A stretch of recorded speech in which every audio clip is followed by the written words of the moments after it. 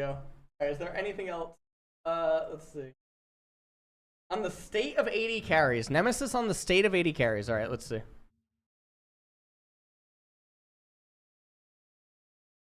How long is this? Like champion buffs 4 minutes. needs to just be the. Have you seen the other controversial Nars You're not gonna like what I have to say. You're not gonna like it, but I'm just being genuine. He was posting about it the other day. There's something about Plan Baronhood. Marksman's. You seen that? Stop. Like ADC role. Let me just listen to this. Is so pissed. It's been the weakest role for the last half year minimum. 100% correct. I don't know why people don't mention it. They're so bad. I've been saying it. ADCs gets one shot by every single role, and then they get to late game where they're supposed to carry, but then others. The ADC is so bad, right? Yeah. So I don't know if all the Reddit people stopped complaining, but if they should complain anytime, it should be now because the role is actually shit. Okay, so there's a couple of things here. Every time ADC mains complain, Freak goes on YouTube every single time and he says ADC is fine. Like last time, I watched a rundown on Freak. I don't know, 2, 3, 4 videos ago. I don't know exactly which one it was. And he legit said, oh, ADC is good. And he said something like, oh, I gave you a broken BTN overheal and you guys didn't buy it. That was his reasoning. Oh, you can, if you want defensive items, buy shield bow. That is literally what he was saying on the video. I think it's just so dumb. I agree with him. Obviously, it's really hard to make every role be balanced. ADC, this is something I've been saying for a long time. ADC used to be very, very OP. But what Riot did was they kept buffing support and nerfing ADC. And now we basically, support is the new ADC. There's no reason for you as an ADC player in solo queue to play ever ADC when you can queue up support, play Senna support, and just be basically an ADC but better. And then on top of that, the ADC problem is not as oppressive maybe in high elo. In high elo, there's still a lot of team play, and you know, ADCs get a bit more love and a bit more help from their teammates. But the lower you go, and I mean Master and below, ADC is a horrible role to play. It's a horrific role to play. There's a reason why most ADC players just lock in Seraphine, scale to 2 items and win the game. Because that's like, unironically, so much easier and more impactful than playing a normal ADC. On top of that, like, ADC this season has been horrible. Riot has failed to balance lethality and crit items completely. So like every ADC is just buying lethality items left and right, like for the majority of the season. They nerfed proc damage on ADC items, right? Like Stormmazer and blah blah blah. They made Kraken Slayer scale wars and stuff like that. These are all ADC nerfs, IMO. You know what's the saddest part? I think ADC as a role lost identity. Because ADC to me, many years ago, it was very simple. It was a shit role early game, kinda, or like whatever early game, but the best scaling role in the game. And that to me, if I were to balance the game, that would be ADC for me. Best late game role in the game. That's fundamentally not game design.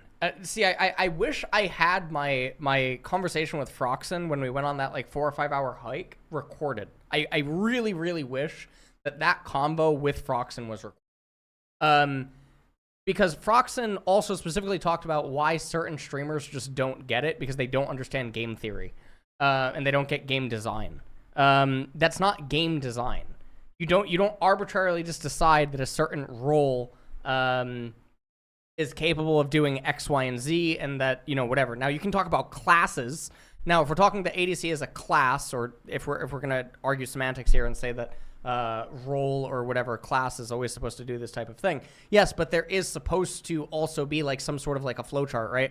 Reminds me of the thing where I made a comparison about how, you know, it's totally fine that a tank is able to kill an AD carry. You know, or like, you know, if anyone's ever played an MMO or something, right? If the big hulking brute monster that is, you know, 10 feet tall or 2 meters tall, whatever you want to say, weighs, you know, 8 times your fucking weight, whatever it is, wearing a ton of fucking armor. If they get on top of the cloth wearer, right? Or like the leather wearer, etc., that's a lot more nimble and able to do a lot of like very agile things, etc. Yes, they should be able to break your bones. Like that is how that is. Now there's some trade-offs there, right? The cloth wearer or the leather wearer or whatever that's able to move a lot faster and able to carry like maybe smaller things for like more niche things or whatever, yada yada yada. They're able to maneuver and do certain things, right? Now, game balance and game design and stuff, you go all the way back to Dungeons and Dragons, you go back to Gauntlet, you go back to tabletop things like Dungeons and Dragons, obviously tabletop, etc. And you can talk about a lot of things, and then you can go into like RTSs and you can talk about all these other types of things. The idea that an AD carry should always just be the class that scales the most, that fundamentally doesn't make sense, because scaling is a relative term in itself. So that fundamentally means that it can't make sense. Because why can't a wizard, why can't there be an all supreme wizard? Or something like a mage champion that just scales the most, right? Why should the person with bullets be stronger than the omnipotent wizard? Like, that doesn't make any sense. Why can't there be a demon that just keeps getting stronger and tankier and beefier? As time goes on. Scaling is a relative term. So it's naturally and fundamentally unhealthy design to make a class always be the class that does that thing. Hello, Jake. How are you? Jake? I'm okay. Just eating something, man. Hungry. All right, hold on. It is right now, myself some at least in my experience, it's the opposite. It's a good early game role and follows off mid to late game. That's how I feel about ADC. And to me, I mean, I agree with Baus' point here. Is like, how are people not crying about ADC more? Like, well, the thing that actually happened with AD carry was the itemization changes, because ADC for like 3 years did have the best items in the entire game. They had the best recipe components in the entire game, okay? Because Noon Quiver was just absolutely fucking busted. It was an absolutely disgusting item. Kraken Slayer was one of the stupidest items in the entire fucking game. They also had Gale Force for a period of time before all the changes ended up coming in, etc. And all the other classes had really shit items, okay? Lost Chapter used to be 1,300. Mages used to have, I mean, they still don't. They still don't really have AP. Okay, and tanks used to have absolute jokes of items. So AD carry items used to just hit harder. I mean, now with the removal of mythics and the removal of like all these other types of things and the dialing back of like certain recipe items and other classes having better recipe items, etc., and components, AD carries naturally are going to shine less because the game of items is not being completed, right? And then obviously ADCs, a lot of their champions have been dialed back in terms of power over and over and over. But like, if we take a look at who some of the best AD carries are inside of the game right now, like what are they? Like Senna, Varus, Jinx, Draven at a certain point in time, and then you have like other types of champions. But yeah, different types of characters have obviously moved into bot lane. Like you do have Seraphine, yes. You have Smolder, who's kind of a caster. Ziggs, who's kind of a caster. Lucian is also a combination of his items. Is anyone going to pretend otherwise? Lucian is put forth by his items. So AD carry as like a class is sort of being gated by their items, and AD carries were really good when their items were really strong. I remember when ADC was fucking overpowered, people were making Reddit threads every single day. ADC is so weak, ADC is so weak. And I thought ADC was really fucking broken back then. Now I feel like ADC is actually shit, and people are not saying anything. And by the way, just before I end my speech here, let's understand something, okay? If Riot were to buff ADC right now, botlane will be turbo OP. It already is OP, but botlane will be turbo OP because support is too strong. You can't just outright buff ADC. This is just gonna make botlane, like we had so many metas in high elo and pro play where the whole game is about botlane. The whole fucking game. So in order to buff ADCs, we have to also nerf supports, okay? Support down, ADC up, everyone is fucking happy.